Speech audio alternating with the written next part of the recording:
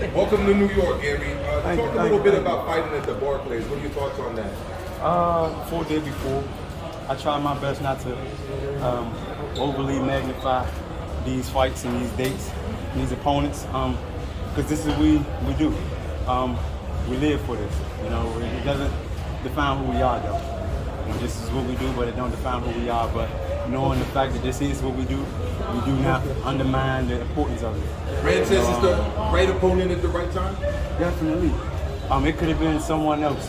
He got the right credentials that I need as an opponent to go up against and put myself in a better position. My whole objective is to clean out the 140 division. Clean out the 140 division, have all of the titles. At that point, then we can either move down or move up. You got some Devontae Tank Davises, keep bouncing up and down. You got some Devin Haynes. You got some Ryan Garcias. What about Josh Taylor? Josh Taylor, he at 140. Is that who you want? Is that the top dog at 140? If he still got all of the titles, definitely. His last fight was shaky. He got put down and everything. I charged it to the game, personally, because getting hit in this sport, that's bound to happen. That just shows the high level of expertise in the individual when they participate in this sport. You see them getting hit less versus more.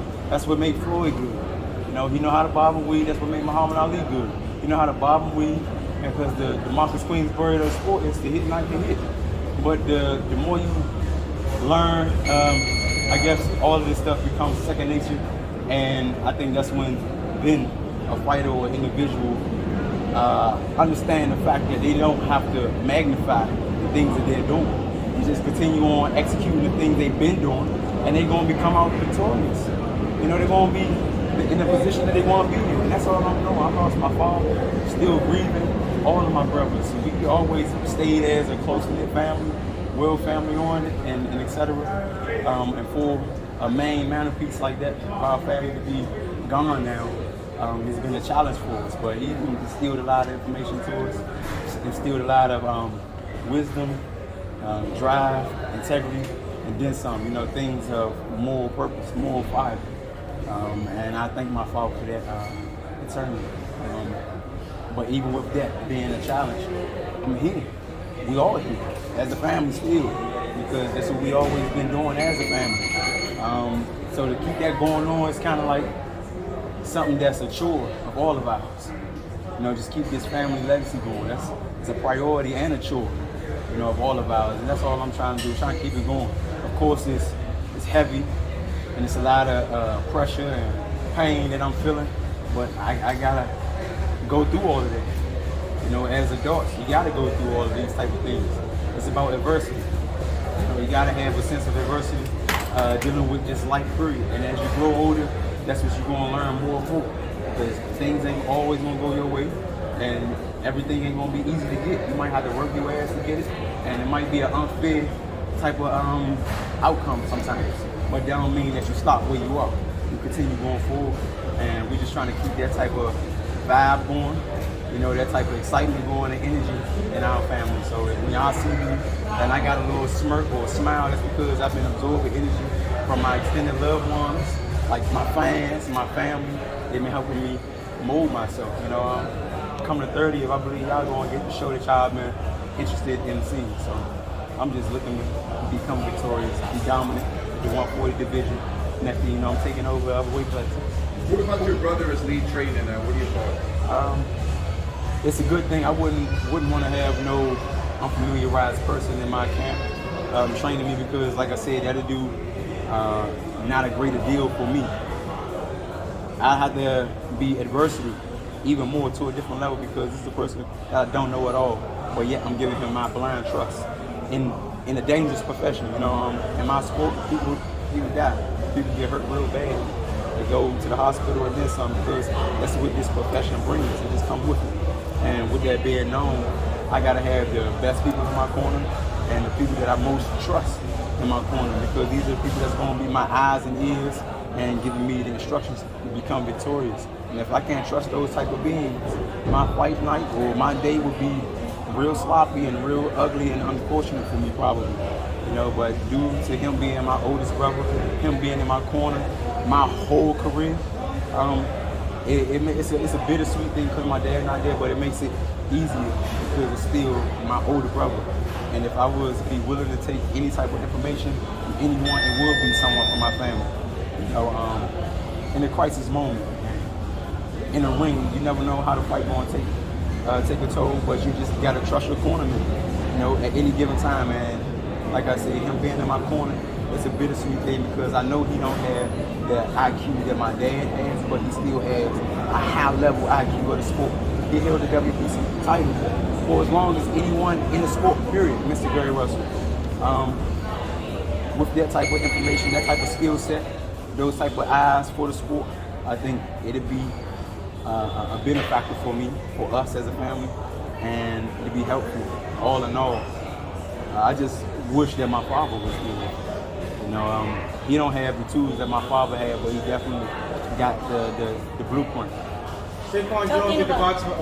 Talking about information, he was saying a lot about distance while you were working out. Tell me what you got out of that. What exactly are you talking about? Distance between people, family? No, distance when he was when you were working out in the ring. Oh, the instructions. Not to walk into a shot. Yeah, like I said, the Marcus Queensborough of the sport is the hit and not get hit. And a lot of times you come up against opponents, stiff opponents, like for instance Bartholomew, that comes off as a crafty fighter. Those fighters like him like to lure their opponent into, I guess, a knockout shot or a clean shot because they are a different skill type of fighter. You got brawlers, a person that's gonna walk you down, use their brute strength because they got muscles. You got tall fighters that's gonna box you and stay away from you because they're long, they got long arms. And then you just got some people that just right in the middle. They don't got too much punch of power, but they still got skill. And the thing that works against them most is their gas tank, their oxygen. They gotta have a lot of stamina. So what that brings you into a case of is you being a slickster or crafty fighter, using your veteran moves. Now, Francis Bartholomew, a lot of people call him a journeyman because he's been around the block. He's not a new fighter. He got to the position he's in now because he done beat the competitors, he done beat.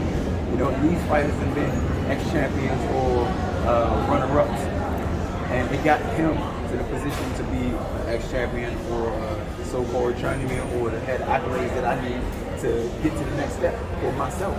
And right now, I think he's ranked number 4 or something like that. If I beat him, I'd take this seat and I'd be in a better position and I'd be closer to a title eliminator. That's the whole game.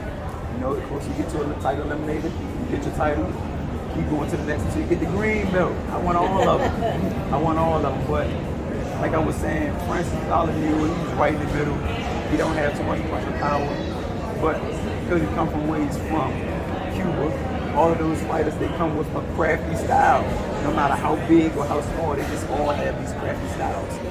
So when you hear my brother, Mr. Gary Russell saying, don't fall in, make sure you closing the gap, sliding over. That's so I won't get hit with a shot. Whereas though Francis Bartholomew was trying to lure me in with his tricky movement or what may have you. If he can't move, how could he move? How could he trick me or get anything off? Because he's smothering, cutting off the ring, closing the distance. Those type of things is going to be a key factor in this fight. We just make it look easy. We work hard. We got to follow these instructions. We just make it look easy. That's going to play a big deal in this fight. Gary, who would you consider outside of yourself the best guy at 140 pounds, man? I really can't say. We got a lot of inconsistency going on.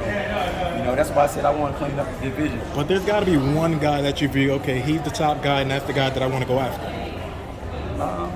It's not really no top guy out there. A lot of these fights that y'all see is because y'all getting the oohs and ahs and the excitement because y'all outside looking in. When you are a participant of this profession, you only focusing on the expertise of this profession, the art, craft of this profession, and your outcome of what you do. So hold on, because that don't goes back to just who got the titles. Because anybody can get in a good position and fight the right person at the right time. You know what I mean? But it still doesn't define the fact that do this individual really know the art of this sport? Do he really know the craft and the ins and outs of it? You know, that's what tells you who's a high-level class fighter. That's what makes Floyd different from an Olympian or another fighter, period. He just out-willed his fighters, his opponents. He outsmart his opponents. He out-conditioned his opponents. He worked hard. He made sure that he studied hard, and he made sure that he executed. And a lot of times executing is very hard, but because we are high-level athletes, we make it look easy. You know, so a lot of times when I'm fighting and I'm becoming victorious, you probably see on TV, I tell myself, nah, I give myself a C+. Because that's how I grade myself based off of the art craft of the sport. You know, and it's just infinite. You know, you're going to go up against different opponents and they're going to bring different elements. But just like Bruce Lee said, you got to be water. You know, you put water in the pot, you become the pot. You put water in the cup, you become the cup. You got to be formless. You got to be able to have a sense of adversity because you never know what type of opponent you're going to have. And yet alone, all of your opponents, they're going to study for nobody but you. So everything you know, they see it. And they might just change the day of you fight. Even though you seen them do the same punching and the same hooks and the same mistakes, they might change just when they fight you because they've been practicing for no one but you. You know, and that goes back to intelligence. Do you possibly see a fight or a showdown against Gervonta Davis possibly happening? Probably, I hope so. You know, is that the number one guy you probably want? Nah, the number one once upon a time was Josh Taylor. You know, I'm really looking for the person who got all the titles. I'm trying to be that man that everybody got to come out. That's that. I don't care who got the belts. Josh Taylor can have the belts. If Tank move up and get lucky and wind up getting all the belts at 140, I would be saying Tank I'm coming out. If anybody, if Earl Spence decided to move down, it doesn't matter. My objective is at the 140 division, I need to clean out the whole 140 and have all of the belts. After that is done, I would relinquish all of them things. I wouldn't care. I would move up. I would move up or even move down. After I have a game plan.